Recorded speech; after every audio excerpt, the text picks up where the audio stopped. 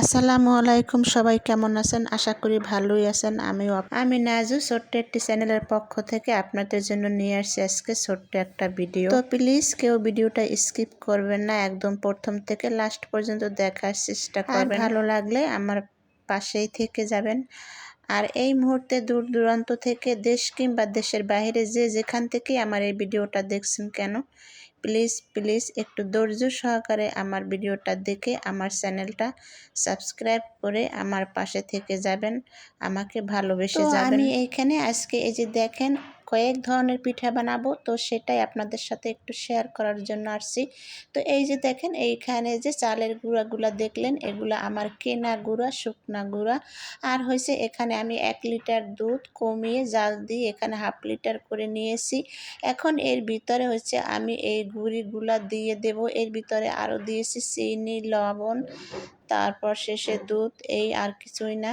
পানি একদমই দেইনি। তারপর শেষে এর ভিতরে গুঁড়ি দিয়ে নাড়াচাড়া করে একদম শুকনো ঝরঝরা করে উঠাতে হবে। তার ভিতরে এর ভিতরে যা যা দিব সব কিছুই আপনাদের সাথে শেয়ার করব। তো প্লিজ আমার ভিডিওটা ধৈর্য সহকারে দেখতে থাকুন, আমার সঙ্গেই থাকেন, কোথাও যাবেন না। আর এখনও যারা আমার এই চ্যানেলটা সাবস্ক্রাইব করেন নাই, প্লিজ প্লিজ আমাকে বন্ধু বানিয়ে নেবেন। সবাই জানি পিঠা হচ্ছে শীতের দিনের একটা মজার খাবার, সবাই এটা পছন্দ করি খেতে। এই যে আমি যে পিঠাগুলো তৈরি করছি এগুলো হচ্ছে আমাদের দেশের ঐতিহ্যবাহী একটা পিঠা। এই পিঠা না হইলে আমাদের দেশে একদমই সমাজ চলে না। নতুন মেহমান আসলে আপ্যায়ন করতে হলে এই পিঠাগুলো কিন্তু অবশ্যই লাগবে। আর এই পিঠাগুলোতে কিন্তু প্রচুর প্রচুর পরিমাণে খরচ, যেহেতু এখন বিলীন হয়ে যাচ্ছে, এখন তেমন একটা দেখা যাচ্ছে না। কারণ এখন নতুন মেহমান আসলে কিন্তু ফল ফ্রুট এগুলো দিয়েই বেশি আপ্যায়ন করা হয়। তো আমরা ছোটোবেলা দেখছি এই পিঠাগুলো বানাইতো, প্রচুর প্রচুর পরিমাণে খরচ হতো।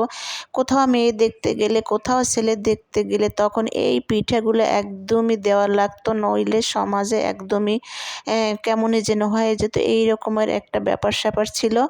তো আমাদের শহরে তেমন একটা খরচ হয় না, কারণ আমরা অল্প করে তৈরি করি। আর গ্রামে তো বুঝিনি অনেক অনেক গুলা পিঠা তৈরি করতে হয়, তাতে কিন্তু প্রচুর পরিমাণে আসলে খরচ পড়ে যায়। দেখছেন এইটা কিন্তু আমি রান্নার ফাঁকে করে নিয়েছি। এখানে আমি রান্না বান্না শুরু করেছি দুপুরবেলা।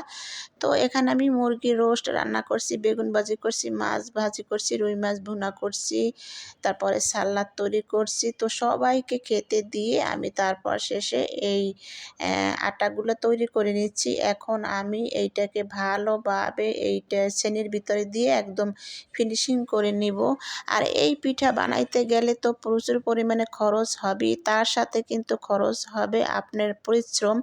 এই যে আটাগুলো দেখছেন এগুলাকে এমনভাবে মানে মথতে হবে যে একদম তুলা তুলা হয়ে যায়, নতুবা এই পিঠা ভালো লাগবে না। ভিজাইলে একদমই আপনার মুখে দিলে শক্ত শক্ত লাগবে, কোনো টেস্ট পাবেনই না। তো সেই জন্য এইটা কিন্তু প্রচুর পরিমাণে এই আটাগুলোকে মাজতে হবে। তো দেখেন এই যে আমি একদম নিচে বসে গেছি এইখানে, আল্লাহর রহমতে মানে কখন যে বানাই তার ঠিক নাই। আর এখন কিন্তু রাতও অনেক হয়েছে। তো আমি ভাবছি যে এইটা আমি নিরিবিলি সময়ই বানাবো। এখন বানিয়ে ভিজিয়ে রাখবো, সকালে খাবো, একদম রসগোল্লার মতো লাগবো। পিঠা মুখে দিলেই একদম মিলে যাবে, গলে যাবে। এরকম না হলে কিন্তু আসলে স্বাদ লাগে না।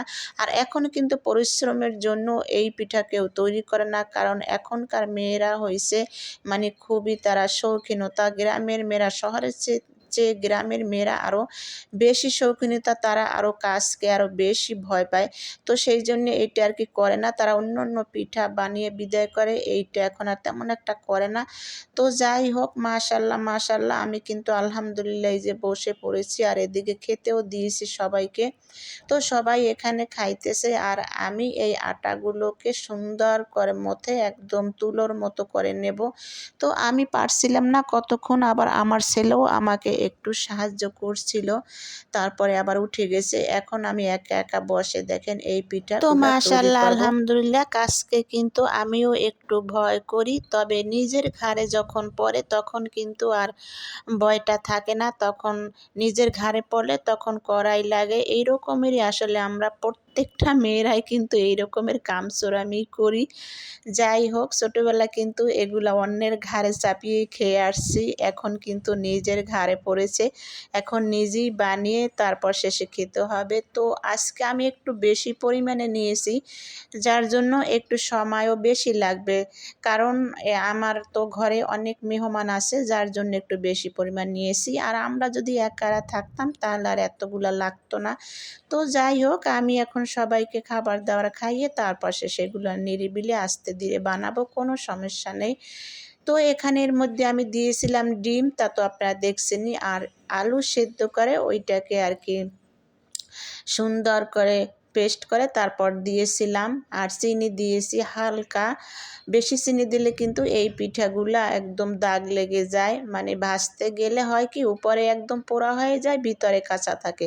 তো সেই জন্য এটা আর কি হালকা চিনি দিতে হয়। আর আমি এখানে চিনির পরিমাণ একটু কমই দিয়েছি, যেহেতু আমরা আসলে মিষ্টি তেমন একটা খেতে পারি না বা সমস্যা আছে, সেই জন্য আপনাদের নিজেদের মতো করে দিয়ে নেবেন। তো আমি এখানে কিছু পিঠা দুধের ভিতরে ভিজাবো, আর কিছু পিঠা হয়েছে আমি শুকনায় রেখে দেব। এগুলা শুকনা রেখে দিলে কিন্তু অনেক দিন রেখে খাওয়া যায়, তো সেই জন্য আমি আর কি আরও একটু বেশি পরিমাণে নিয়েছি। তো এই পিঠাগুলো আমার অলরেডি কিন্তু বানানো শেষ হয়ে গেছে, আর এখন কিন্তু রাত অনেক হয়ে গেছে। আমি কিন্তু রান্নাঘরে বসে এখন এগুলা ভাজতেছি, আর এগুলা ভাজতে অনেক সময় লাগে, যেহেতু এগুলা মোটা করে বানানো। তো আমি একদম ভেজেই একবারে কিন্তু দুধের শিরার ভিতরে দিয়ে দিতেছি। এখানেও আমি 2 লিটার দুধ, তারপর শেষে 1 লিটার করে নিয়েছি, তারপরও দেখেন কতগুলা হয়েছে। দুধ আসলে একটু কম টানানো হয়েছে। আর যেহেতু আমার চুলায় একটু সমস্যা, আমার এই যে কারেন্টের চুলায় রান্নাবাড়ি করতে হয়, অনেক সমস্যা, যার জন্য আর কি মনের মতো কোনো কিছু করা যায় না, আমরা চাইলেও আসলে করতে পারি না অনেক সময়। এক সময় মনে কষ্ট লাগে যে পিঠার দেশের মেয়ে আমি, পিঠা খেতে পারি না। আর এই যে দেখেন বন্ধুরা, আমি কিন্তু এই পিঠাগুলো সব আমি একদম হাতে কেটে নিয়েছি, কোনো ডিজাইনার কোনো কিছু মানে মেশিন যন্ত্র দিয়ে আমি করি নাই, সব হাতেই কেটে নিয়েছি। এখন এই যে ভাজতেছি। তো প্লিজ আমার বন্ধুরা, আপনারা কে কোন জেলা থেকে আমার এই ভিডিওটা দেখছেন, প্লিজ প্লিজ আমাকে একটু কমেন্ট করে জানাবেন, কারণ তাহলে আমার ভালো লাগে। তার কারণই হচ্ছে একটা, যে আমিও একজন গ্রামেরই মেয়ে, হয়তো বা শহরে থাকি, আল্লাহ তাআলা এখানে রাখে, আল্লাহ তাআলা যেখানে রাখবে সেখানে আমাদের থাকতে হবে। কিন্তু আমার ছোটোবেলা কিন্তু গ্রামে কাটিয়ে ওঠা, তো সেই জন্য গ্রামের যত ভিডিও আছে আমি সব আপুদের ভিডিও কিন্তু আমি দেখি, আমার খুবই ভালো লাগে, গ্রামীণ দৃশ্যগুলো আমার খুবই ভালো লাগে দেখতে। আমি সবাইকে সাপোর্ট করি এবং সবার ভিডিও আমি সব সময় দেখি। তো প্লিজ আজকে যে ভিডিওটা দেখতেছেন, প্লিজ একটা লাইক দিয়ে দেখা শুরু করবেন। আপনাদের কাছে একটা অনুরোধ, আপনাদের একটা লাইক কিন্তু আমাকে আরও পরবর্তী ভিডিও বানাতে উৎসাহ যোগায়, সাহস যোগায়, এই আর কিছুই না। তো আজকে পিঠাগুলো আমার কেমন হয়েছে অবশ্যই জানাবেন। আর এই পিঠাগুলো কিন্তু আমি অনেকগুলো পিঠা সবাইকেই দিয়ে খাবো। এগুলো এখন আমি ভিজিয়ে ঢেকে দিলাম, এটা পরের দিন সকালবেলা একদম এটা মাখা মাখা হয়ে থাকবে এবং ফুলে অনেকগুলো হবে। তো এতগুলো পিঠা তো আর খাওয়া যাবে না, সবাইকেই দেব, কারণ আসলে শহরের মানুষ 1 পিস 2 পিস পিঠা খাইলেই তাদের যথেষ্ট, তাই সবাইকে দিয়ে খাবো অনেকগুলো পিঠা। তো সবাই ভালো থাকবেন। আজকে ভিডিওটা কিন্তু অনেক বড় হইতেছে। আর এই যে দেখেন, এইখানে আমি গুড় ভিজিয়ে নিচ্ছি, আমি অন্য আরেক পদের পিঠা বানাবো। তো আমি আল্লাহর রহমতে যে কয়দিন আছে শীত, একটু পিঠা পায়েস তৈরি করব। আর আমার যেহেতু আমার মেয়েটা বাসায় আসছে, তো সেই জন্যই কিন্তু আমি বেশিরভাগ করতেছি, এই আর কিছু। তো বন্ধুরা, আমার ভিডিওটা কিন্তু আজকে অনেক বড় হয়ে যাচ্ছে, আর এত বড় ভিডিও আসলে দেখার সময় কারো থাকে না, ধৈর্য কারো থাকে না, কারণ আমরা সবাই সবাইকেই সাপোর্ট করি, এই জন্য সবাইরই আর কি কষ্টটা বুঝতে হবে। তো সেই জন্য আমি আপনাদের কাছ থেকে এখনই বিদায় নিলাম।